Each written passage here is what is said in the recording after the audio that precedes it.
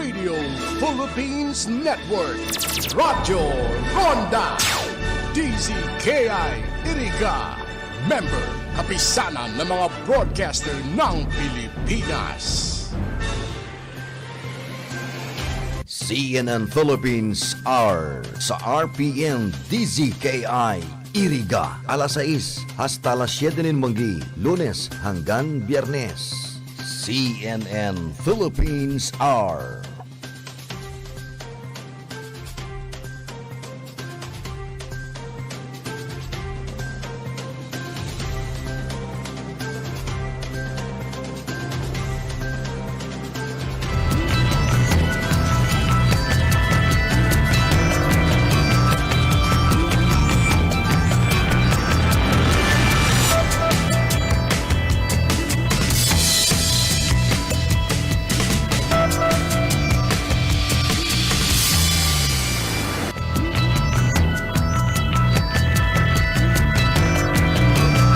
What is the next step of the health department?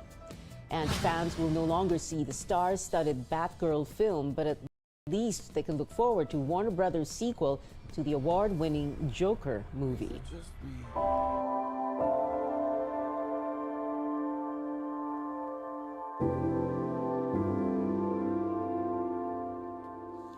A steady stream of high-profile visitors arriving at the wake of former President Fidel V. Ramos at Heritage Park in Taguig. President Bongbong Marcos was there at past 10 in the morning. Our George Quiles has the story.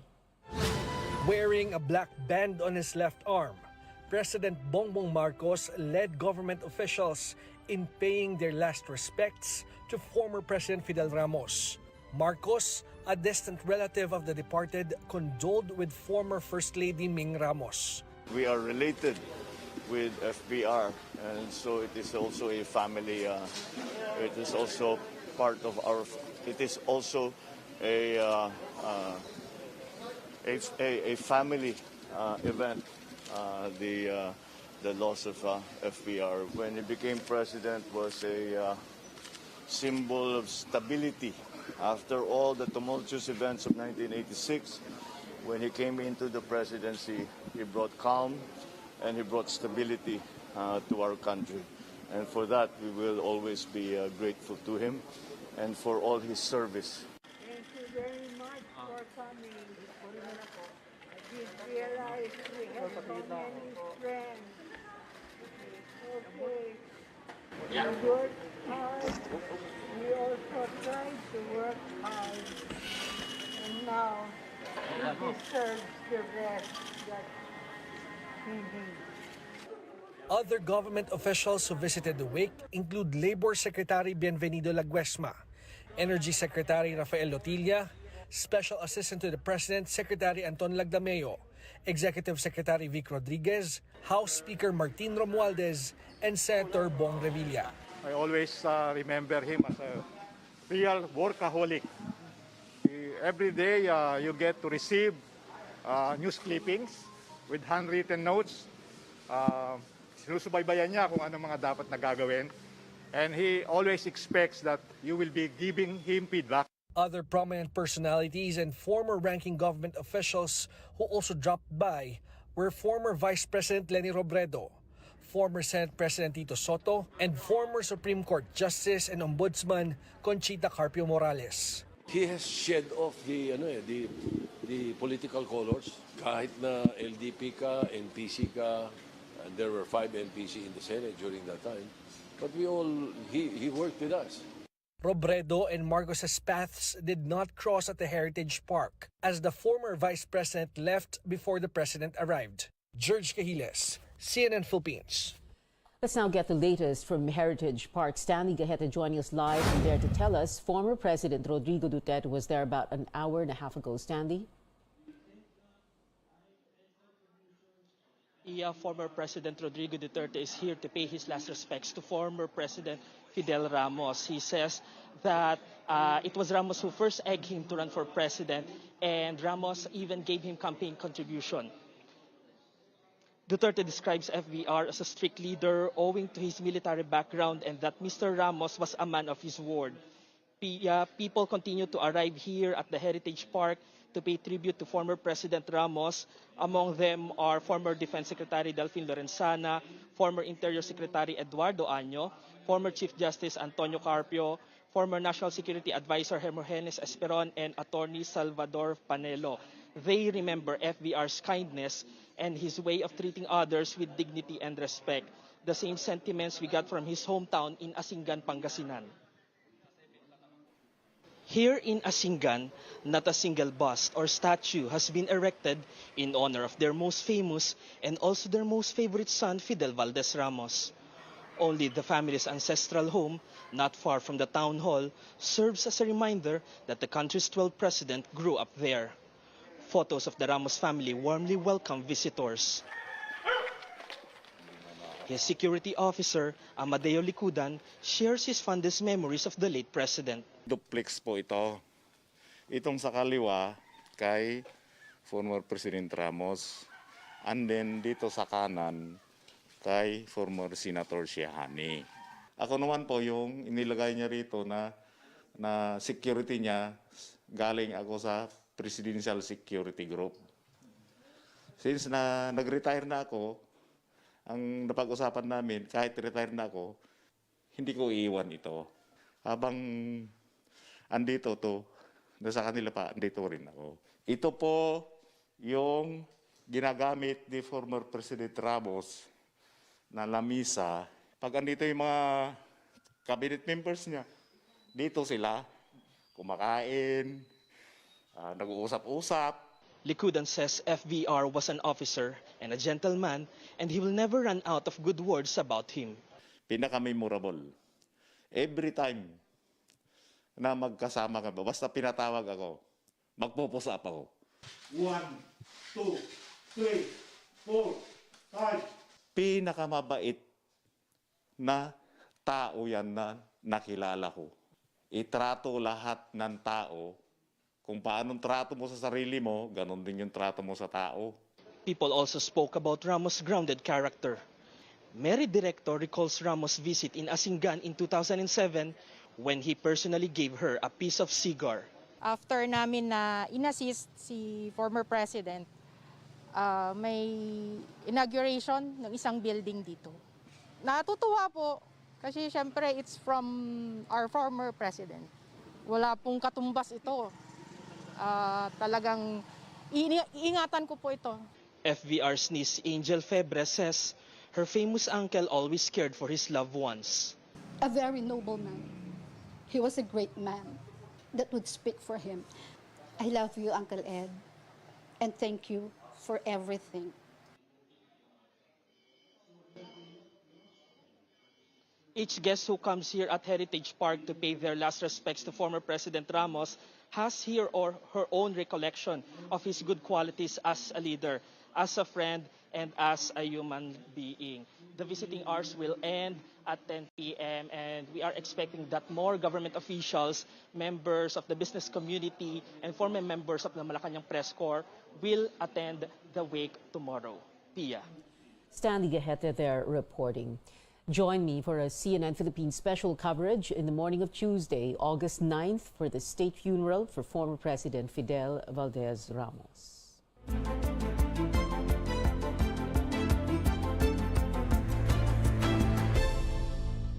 The Health Department steps up vaccination efforts after failing to hit target numbers. Almost 365,000 people were boosted from July 26th to August 2nd, while nearly 2,700 senior citizens were vaccinated. The DOH admits these are not enough to meet the 8.7 million full vaccination target and the 36 million for booster shots. Officials are opening up inoculation sites in more public areas. Among the target recipients are transport drivers and operators, commuters, and mall goers. At yung ginagawa natin ngayon, ang ating Pinaslakas campaign ay isang pamamaraan para kahit na nakakakita tayo ng pagtaas ng kaso, hindi siya magta-translate into an equal or even higher increase in our admissions, hindi siya magta-translate sa pagkapuno ng ating mga ospital tulad ng nakita natin ng Delta. Nag-high risk tayo. Hindi lang sa total, pati ICU, utilization. So the message is let's do something para hindi tayo umabot doon sa sinasabi nating mga peak ng hindi lang kaso, pero even our admissions and utilization rates. Para safe tayo, sinasabi ng projections, mag-booster tayo.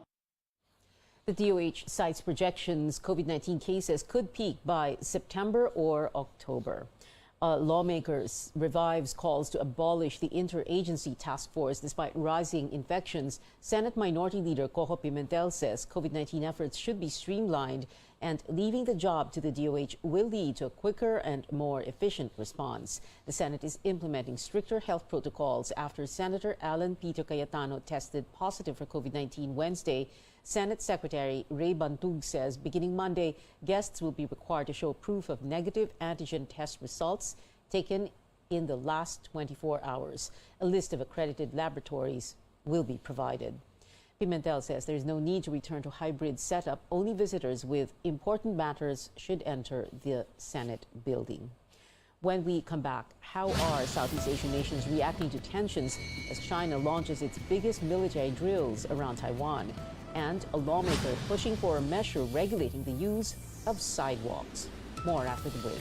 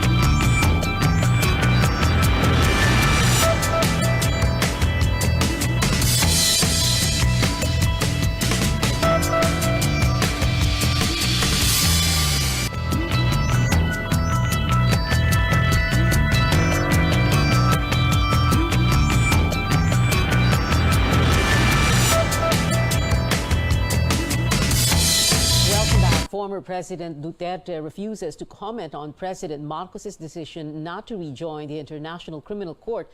Duterte reiterates he's ready to face charges over his bloody drug war, but only in Philippine courts. He insists the ICC has no jurisdiction on alleged crimes committed while the country was still a member of the tribunal. I would rather not comment on it, actually. And I cannot, I am a civilian. I cannot say anything about it.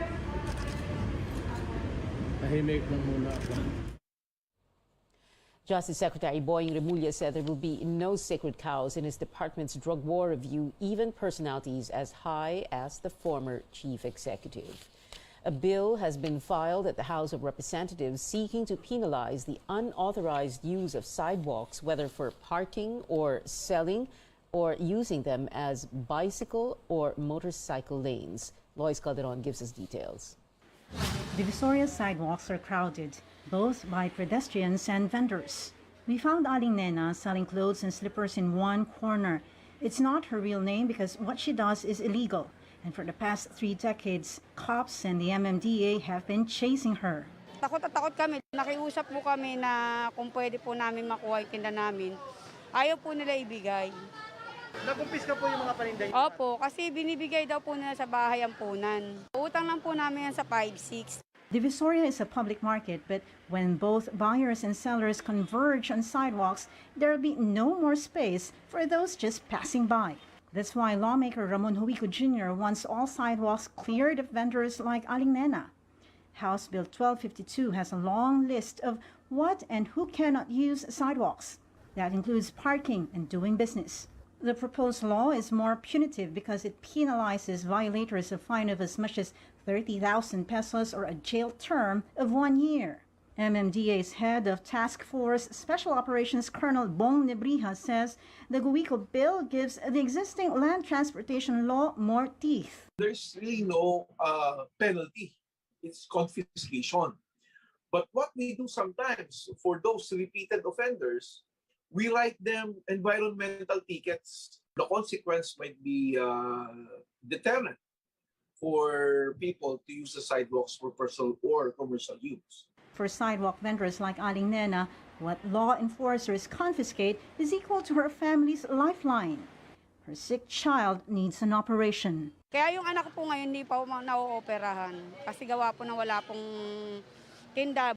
It's a cat and mouse chase each day. Personally, I do not want to haggle with them taking their goods. The capital that they use in selling these goods are coming from loan sharks. The 5-6, the microfinancing on the streets, or what we call the 5-6, right? And if you will take that, they will just borrow again. Ang batas walang puso, ang enforcers ng MMDA meron. GUICO's bill makes pedestrians the #1 priority. But people like Aling Nena who live in fear each day also seek to live with dignity. Lois Calderon, CNN Philippines. The Education Department directs local governments to remove quarantine facilities that were set up in public schools during the pandemic. That says more than 15 million public school students are expected to return to classrooms by November.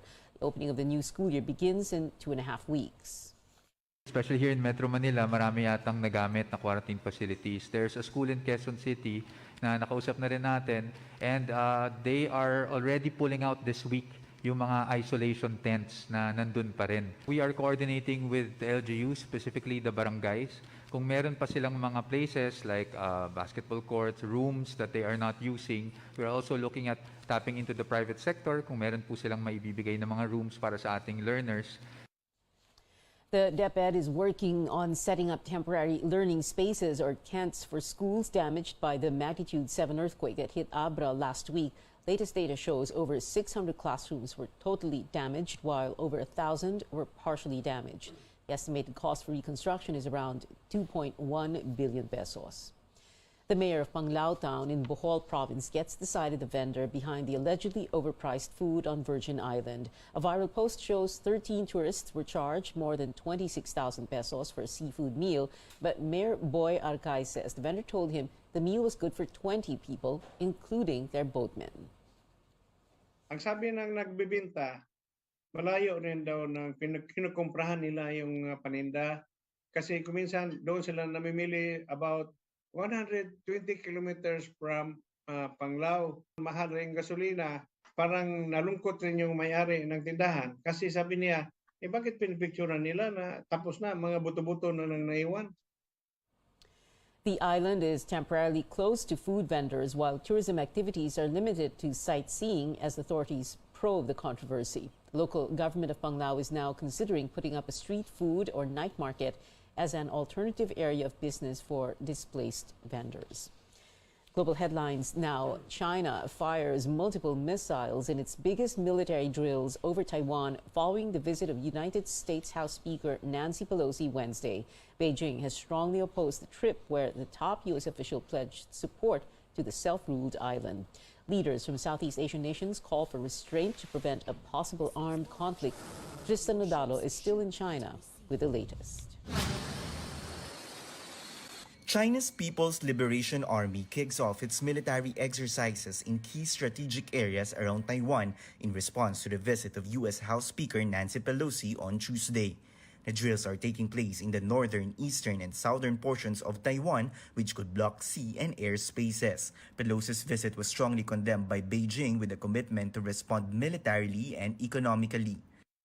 玩火者绝对没有好下场，犯我中华者 World leaders are calling for maximum restraint as tensions over Taiwan build up. Foreign ministers from the ASEAN region also expressed concern over the situation in Taiwan Strait, a potential flashpoint that could lead to an actual armed confrontation.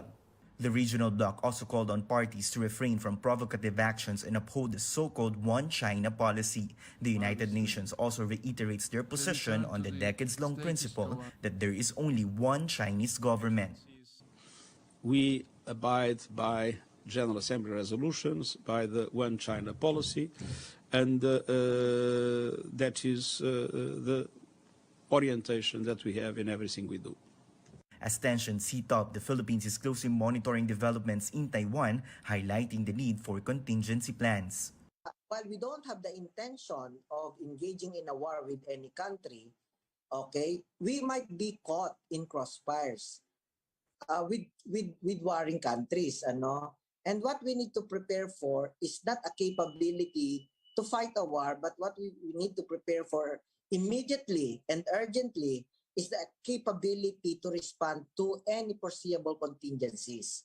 The Manila Economic Cultural Office in Taiwan says contingency and evacuation plans are in place for thousands of overseas Filipino workers in the island. Reporting from Guangzhou, China, Tristan Udalo, CNN Philippines.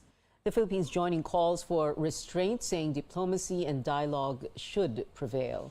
Up next on Newsnight, global producer Warner Brothers teases a sequel to the hit movie Joker. And Maroon 5 is returning to Manila. Find out how and where to buy tickets. Stay tuned to CNN Philippines.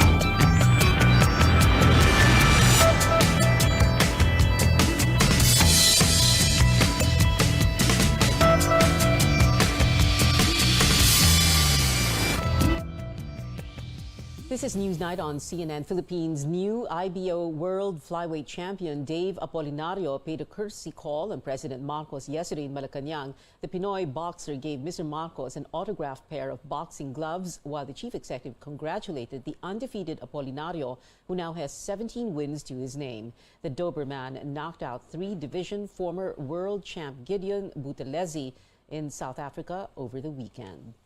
Making a buzz online, some Warner Brothers films streaming only on HBO Max were suddenly removed from the platform. Among the 6 titles now gone are sci-fi romance Moonshot, starring Cole Sprouse, and The Witches, featuring Anne Hathaway. Netizens speculating it's part of the company's efforts to cut $3 billion in expenses after a costly merger deal with streaming platform Discovery. This also coincides with Warner Brothers' decision not to release its star-studded Batgirl movie featuring Leslie Grace and Michael Keaton. Warner Brothers says the move reflects its strategic shift for the DC Universe and HBO Max. The directors say they're saddened and shocked by the news. They add the movie was far from finished, but they hope that one day fans will get to see the final cut. The film was already in post-production and was set to arrive on HBO Max this year. The platform is not yet available here in the Philippines. But as one DC hero says goodbye, one villain will be saying hello soon. CNN's David Daniel has that and a newly dropped romantic comedy on tonight's Hollywood Minute.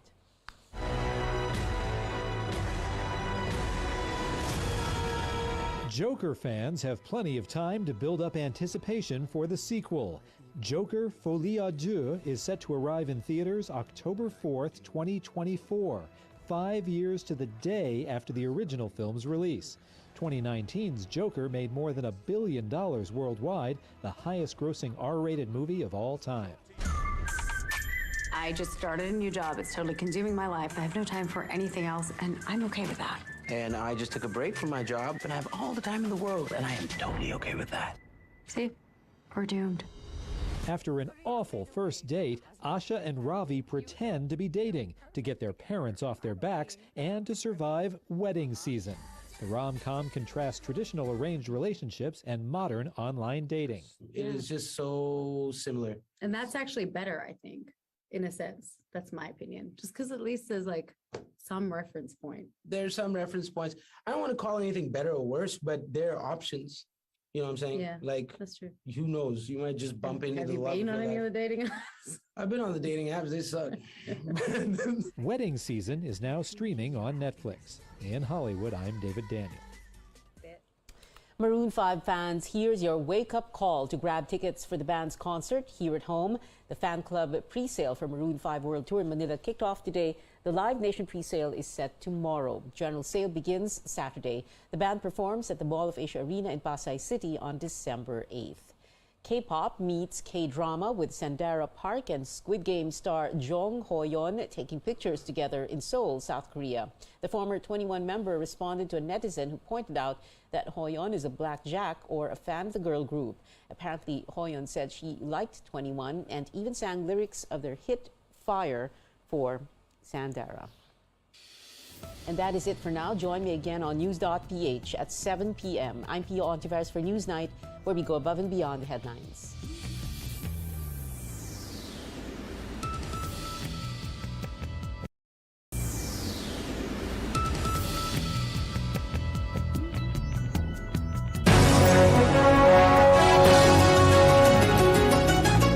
This program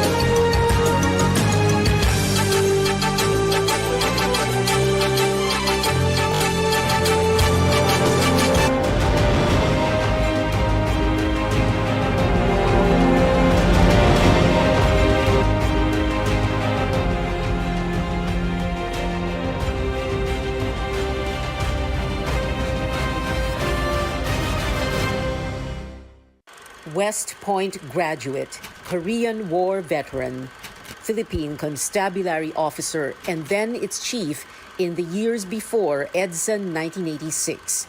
His defection and decision to hold up in Camp Aguinaldo with then Defense Minister Juan Ponce Enrile and the Ram Boys sealed the fate of former President Ferdinand Edralin Marcos. Cory Aquino chose him to be her AFP Chief of Staff, then Defense Secretary, and later presidential candidate. Breaking ranks with the political party LDP after losing to House Speaker Monching Mitra in a convention, Ramos formed Lakas, which was his vehicle to run in 1992. His campaign slogan, a clever take on his name and his date with history, EDSA 92, won that election with just 23% of the vote. But the master tactician, he and House Speaker Joe De Venecia cobbled together a rainbow coalition. As president, he led over a period of economic achievements toward so-called tiger economy status, credited with dismantling monopolies, cheering the country towards Philippines 2000, legislating protection for migrant workers, bringing a measure of peace to Mindanao. Diligent and disciplined, his trademark rolled-up sleeves were not unusual, insisted on CSW, complete staff work, not your regular politician, but mastered the art of war and diplomacy. When he stepped down from office, he did so with grace and dignity, turning over the presidency to the man who handily beat his own choice for president. Everyone knew his trademark thumbs-up sign and his trademark Kaya Natin To rallying cry and his trademark sense of humor. He was Steady Eddie, the man who kept democracy alive and intact through every coup Cory Aquino faced down. He was Tabaco, the man who chomped on his cigar like there was no tomorrow. He was FVR, PC Chief, Armed Forces Chief of Staff, Defense Secretary, Commander-in-Chief, husband to Ming, father to 5 daughters, and a grandfather. Soldier, freedom fighter, leader, visionary, patriot, a man of our times, a man for the ages.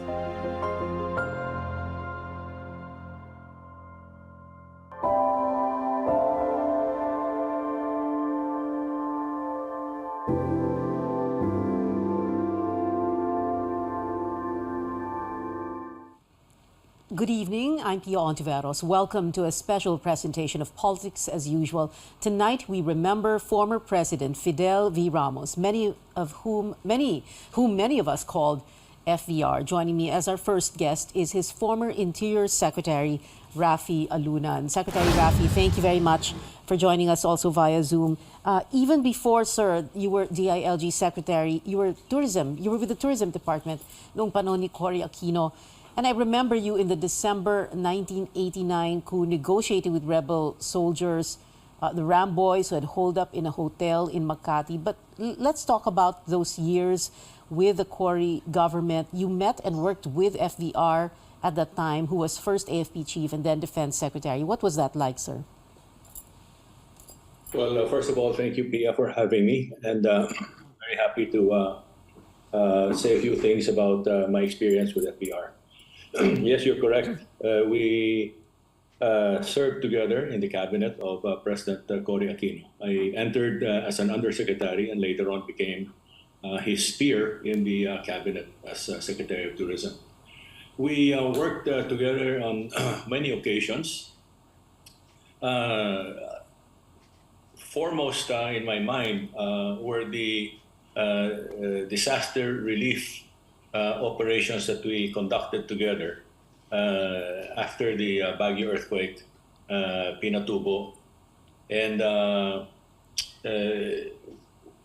we also worked together in preserving Camp John Hay. He provided strategic support by giving me General Gaudencio Tobias, who was his boss in PhilCAG, and General Demicamp, who provided a battalion of Air Force security personnel to help me preserve Camp John Hay the way we received it from the Americans who left abruptly after the big and of course, when we discussed the bases with the United States, the first person I went to was Secretary Ramos to ask whether I could take on that job, because I said I will not take it on unless I have the full support of the Armed Forces of the Philippines, because there's no sense in holding the flag up high without the AFP backing me up. And to a man, Secretary Ramos, General De Villa, General Biason, General Abadia, and the rest of the High Command said, this is our moment, stand your ground, work for the national interest, we'll back you up. Mm-hmm. Secretary Rafi, you campaigned for FVR in 1992 when he ran for president. Why did you want him to be president? Why did he want to be president? Why did you want him to be president? Why did I want him to be president? Mm-hmm. Yeah. Okay, well, that's a very good question. I wanted him to be president because I was already impressed with him even before he worked for President Cory Aquino while he was still in the administration of President Marcos, because he represented the good side of the armed forces. He symbolized reform. He symbolized professionalism. And I already saw in him a leader that we could count on or rely upon when the time came. And that time eventually came in February 1986. And during the time that he served as Secretary of National Defense under President Cory, he defended the seat of democracy and the centers of power, centers of gravity in Metro Manila, to prevent these authoritarian forces from regaining power. He impressed me already in February 1986 as one of those who was instrumental in restoring freedom and democracy, which we needed so badly to push the country. And he believed in that. But he was put to the test during the time of President Cory, where he had to quell about maybe 7 coup attempts. Few of them were the most, shall we say, the most violent. Hurtful. August 1987, December 1989. Yes, but it was most hurtful to the economy, to the point where by 1989, we were back again as Asia's sick man. Our economy plunged in 1989 in the same manner as it had plunged in 1983 when Ninoy Aquino was assassinated. Secretary Rafi. When it was time for the choosing as to who would represent, who would succeed President Cory, I pushed for President Ramos because he was a non-traditional politician, and he symbolized everything that was needed by the country to move it forward. My last question for you, Secretary Rafi. I wanted you to tell us behind-the-scenes stories, little vignettes of FVR as president, but we don't have the whole night, but I'm sure there are so many stories. But if there is just one that you can tell us, one story, one little vignette about him that will make us remember him. Oh, wow. You're asking for the impossible because I have so many. I know. Yeah. Well, one thing I will always remember him for, he empowered us. He was a very good leader and manager. He forged a good team and really lived up to his mantra of unity, solidarity, and teamwork. We were ordinary people working in the cabinet. We were no superstars at all. But he had a good eye for people who could work together. And that we did. We worked and we were able to deliver under his leadership. So I'll never his code of good governance and good citizenship, which fell under 9 words, PI. I'll never forget these 9 words because I've instilled it. I've internalized it. Unity, solidarity, teamwork, caring, sharing, daring, and reform, perform, transform. And if we were to follow all those 9 words every day in our lives, we would be able to transform ourselves into better Filipinos for a better Philippines. That's the legacy he left behind. That's the one I'll remember the most. Thank you so much for those stories about former President Ramos and for those 9 words, for reminding us about those 9 words. Very glad, sir, that you can join us. Former DILG Secretary Rafi Alunan. Salamat po, sir. The Armed Forces also paying tribute to its former Commander-in-Chief with traditional full military honors and services. We'll talk about that with Navy Captain Leo Dimoc. He's joining us live via Zoom. Captain, or the equivalent rank, Colonel, Navy Captain Leo Dimoc, thank you so much for being with us. Let's begin with this. As a former Commander-in-Chief, he's entitled to all these military honors and services. Tell us first, very briefly, about what happened on day 1. Day 1, of course, is the day after he died. And there are certain processes, certain procedures, things that happen in all military camps. Go ahead, Captain Dimoc. Thank you, Ms. Tia. During the first day after the announcement of the notice of death of the former President Fidel V. Ramos, we formed all there was a military formation in all of the military installations and camps, and reading of the notice of death of the former president was then rendered by the commanders of those military installations. But before that, during the same day, there was a firing of guns that started at 5 o'clock in the morning. It is made possible by the firing of 8 successive gunfires by our artillery pieces. And then immediately at 6 o'clock in the morning of the same day, there was a single fire also from our artillery pieces successively after 30 minutes. And then it goes until 5 o'clock in the afternoon during our retreat, wherein another 8 salvos of the artillery pieces fire were rendered again. At may that was the first day. At may ibig sabihin ng 8 guns, right, Leo? Yes, Ms. Pia, that signifies the 8 provinces, symbolizes the 8 provinces that first fought against Spain during the Philippine Revolution. It's the same symbolism as what is depicted in the rays of the sun in our Philippine flag. And of course, as a former president, commander-in-chief, a former general, what we saw in FVR's wake are vigil guards, for example, the flag beside the urn. Captain Leo Dimoc of J3 of the Armed Forces, which is in charge of these military honors and services, will be explaining all that and more after this very quick break. Be right back.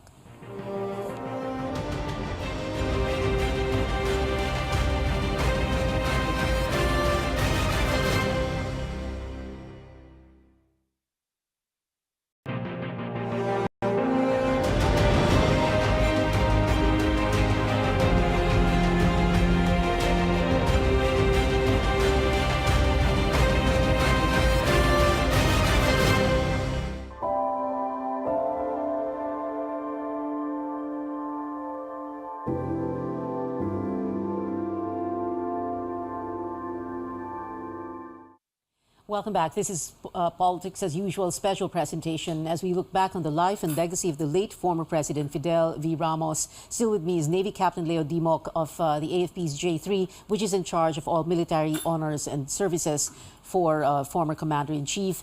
Leo, kanina binanggit ko na, no, yung vigil guards, for example, what we see in the wake. Very quickly, can you explain all that to us? Yes, Ms. Pia. During the death of our former President Fidel Ramos, we are actually mandated to provide a vigil watch to the former president. This is composed of one vigil officer and 4 vigil guards. On top of that, we are providing an officer in attendance that is closely coordinating with the family. And this will be done during the wake until his interment. Okay, let's talk about that, the interment, the day of the burial. Tell us what we're going to see, and let's go through the rundown.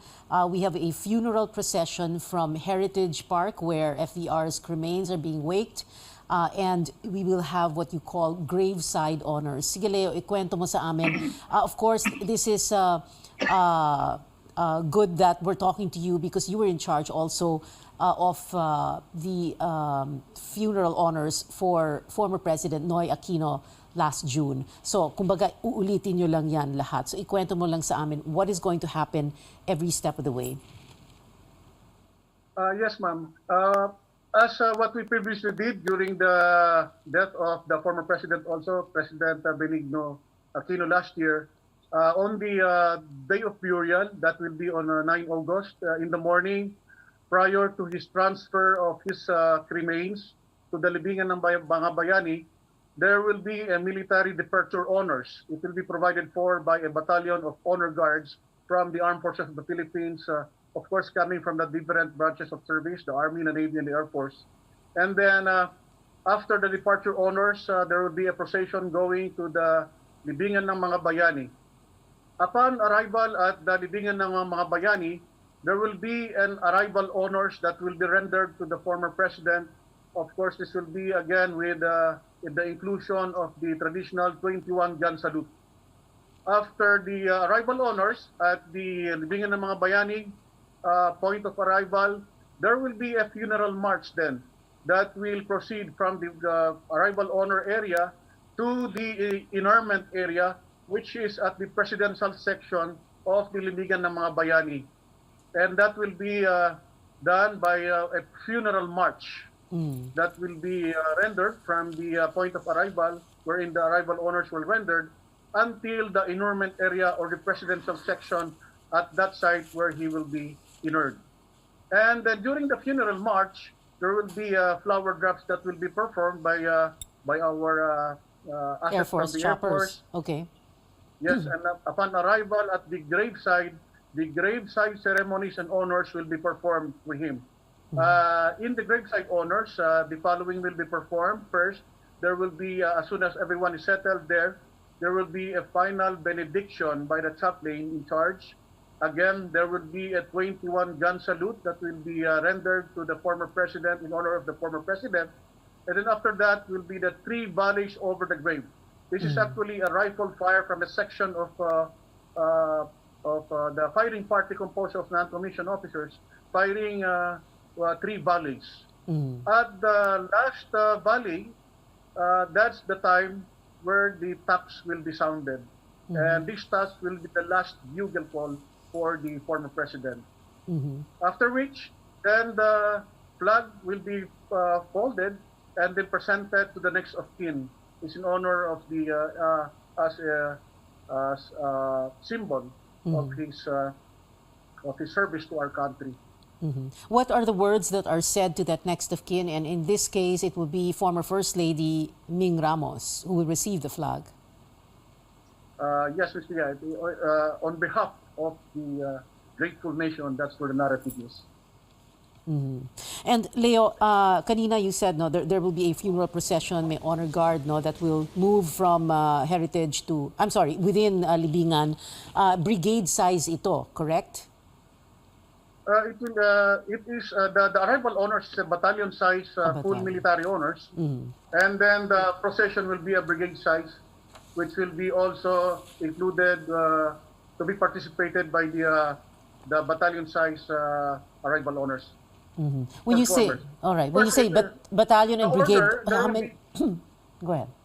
There is an order actually. First, it will be the escort or the commander with the staff, and then the colors followed by the band that played the music, and then the funeral escorts, and followed by the chaplain service or the clergy, and then the hearse with the honorary pallbearers on the sides, and then the active pallbearers composed of the non-commissioned officers, and then the family and relatives together with the military host, which is the chief of staff, and the co-host will be the heads of the Philippine Air Force, the commanding general of the Philippine Army, and the flag officer in command, which are co-hosts of this activity. And then followed by the friends and other patriotic and fraternal organizations. Do we know already who the honorary pallbearers are? It will be designated by the personnel division of the armed forces. All right.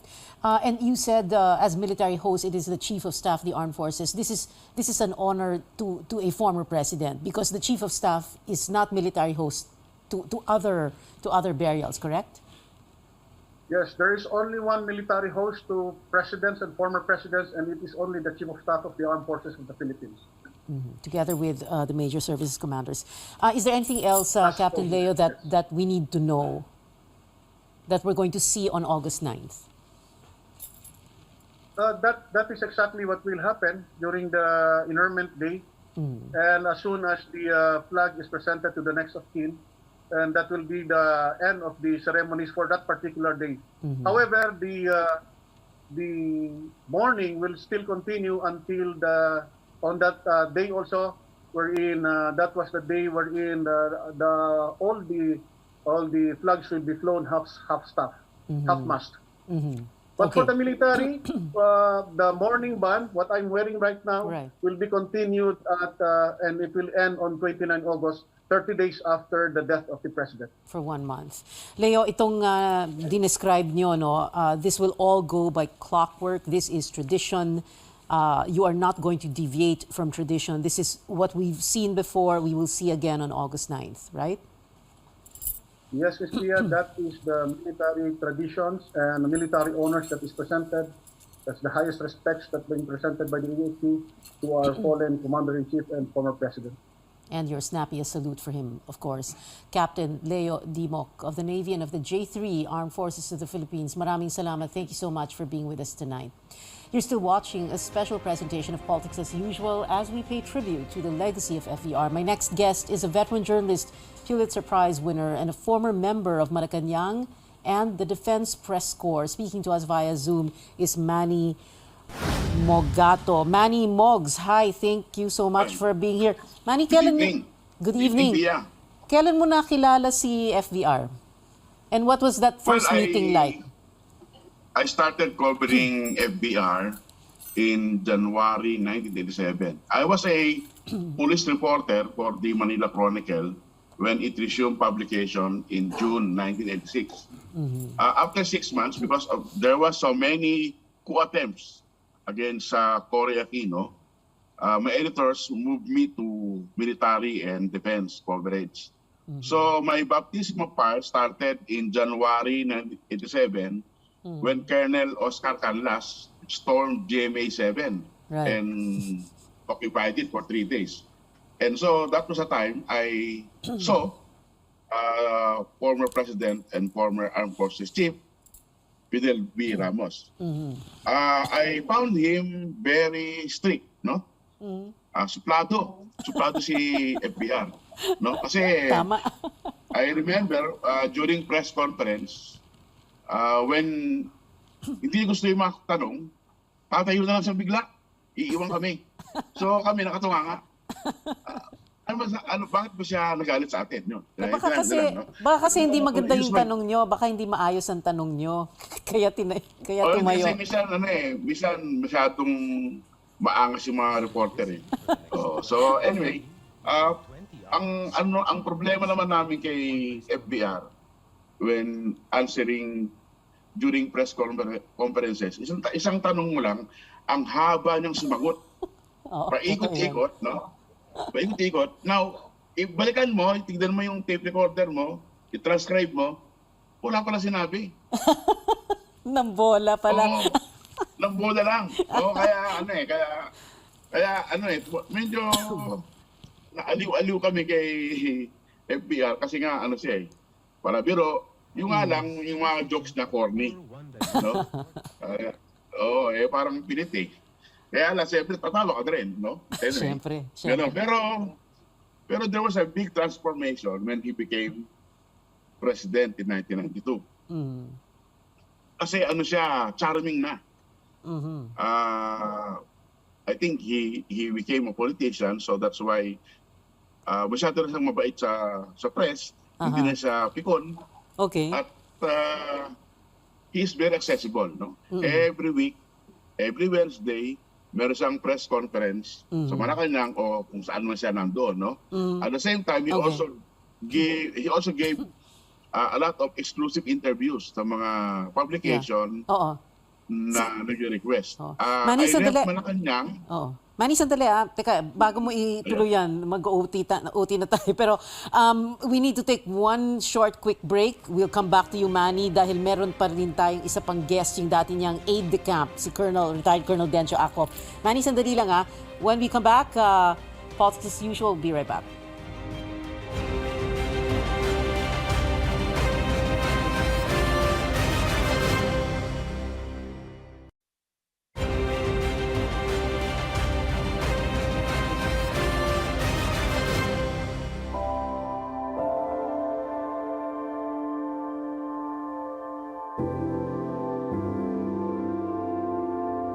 This is a Politics as Usual special presentation remembering FVR, a man of our time. Still with me, veteran journalist Manny Mogato, and joining us too is former President Ramos's former aide-de-camp, retired Colonel Dencio Acop, who's joining us via Zoom from Perth, Australia. But first, let's go back to Manny. Manny, I wish we had more time, lalo na sasabihin ko sana tayong mga veteranong journalist, pero mas veterano ka pa sa akin dahil mas nauna ka pa talaga sa akin. Pero Manny, I'm sure ang daming kwento. No? Ikwento mo na lang isang kwento lang ng isang behind-the-scenes story na hindi alam ng mga viewers natin, ng mga readers ninyo, ng mga ordinary citizens. You know, it's something that you were privileged to see na nakita mo kay FVR. Si FBR may grace under pressure, no? Kasi marami na akong near-death incidents, no? Joining FBR sa mga kanyang command visits, no? In one of these incidents, yung aming Fokker plane nag-overshoot sa runway sa may Northern Samar, sa Tarman.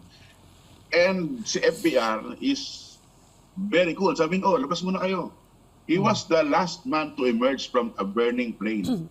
At pagbaba niya sa aeroplano, sabi niya, okay, let's get back to work. Ganon si FBR, no?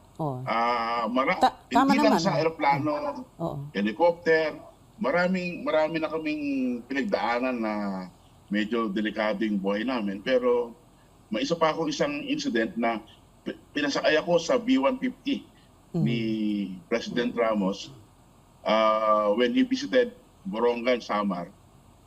Yung helicopter namin naglanding sa infested barangay ng MPA kasi umulan, hindi makalipad. So it was a 12-hour trip from Borongan to Tacloban. Nasa loob ako ng B-150 with FBR, and all the time he was reading and writing marginal notes, yung kanyang famous red pen. Right. Famous marginal notes. Everybody knows that.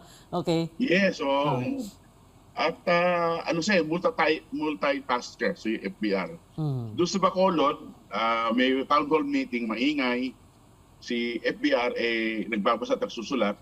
And suddenly, yung isang speaker, in-interrupt niya, kinurek niya. Sabi ko, nakikinig pala siya. Akala ko nagsusulat at nagbabasa. Pero observe pala na yung sinasabi. So, I think, hindi lang sa multitasker, workaholic pa, dahil madaling araw gising na para magbasa ng news clippings na pinapadala ni Nuru Ilustre at naglalagay siya ng marginal notes doon sa mga clippings. So, yun. Yeah. This must have been challenging for you, Manny, di ba? Kasi as journalists, we do our best to keep a safe distance from those we cover, no? But apparently, you did get very up close and personal with him. But I'm going to go first kasi nakuubos yung oras natin. Sorry po talaga. Colonel Dencio Acop, na former aide-de-camp. Sir Dencio, tell us just kahit one... andyan ba si Colonel? Sir Dencio, oo. Tell us, sir, one of the best behind-the-scenes stories of FVR that you as aide-de-camp was privileged to have witnessed and had been a part of, sir. Hi, good evening again, Pia, and thank you for inviting me. Medyo mahirap sagutin. Many things to say about the great man. I feel honored to have even been associated with him in some way. Marami, Pia. I remember one time during the December 89 coup, Are you hearing me? Yes, yes, we can hear you, sir. Yeah.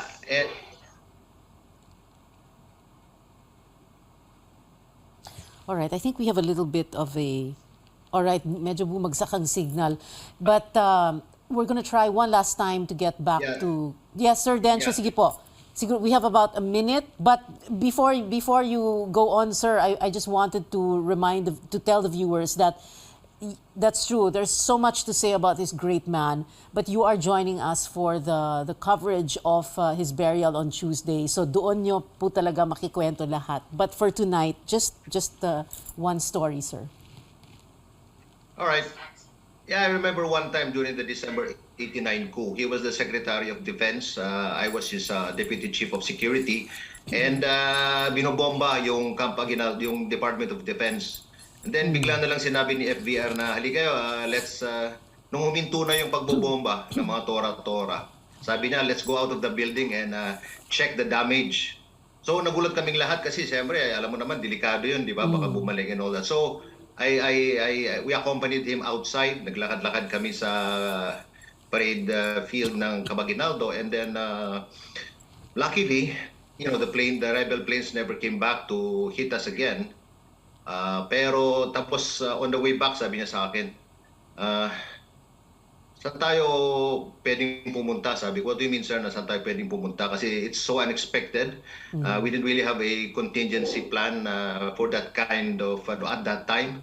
So, binulong ko si FBR, sabi ko sa kanya, sir, siguro maganda, wag tayong pumunta dun sa alam ng kalaban na lagi ninyong pinupuntahan. So, let's find a place na unexpected, maybe just like a safe house, sabi niya. Sabi ko sa kanya, sabi niya sa akin, may alam ka ba? Sabi ko, yes sir, meron, sa Quezon City. But expectedly sabi niya, no, I think we need to be visible to the people, sabi niya. Kahit anong gawin natin, we have to be seen, not running away from the rebels, but fighting them head on, sabi niya. We are the government, we are not running away, sabi niya. And he was right. Well, Sir Dencio, like I said, you will be joining us for CNN Philippines special coverage of the burial of former President Fidel Valdez Ramos, and we're going to hear all your stories about him, and we look forward to that. But for now, I need to say thank you so much to you, Sir Dencio Acop, joining us from Australia, and Manny Mogato joining us also via Zoom. Thank you so much for being with us tonight. Fidel Valdez Ramos, 12th President, a man of our times, a man for the ages. Rest well, Mr. President. Thank you for your service. Our snappiest salute.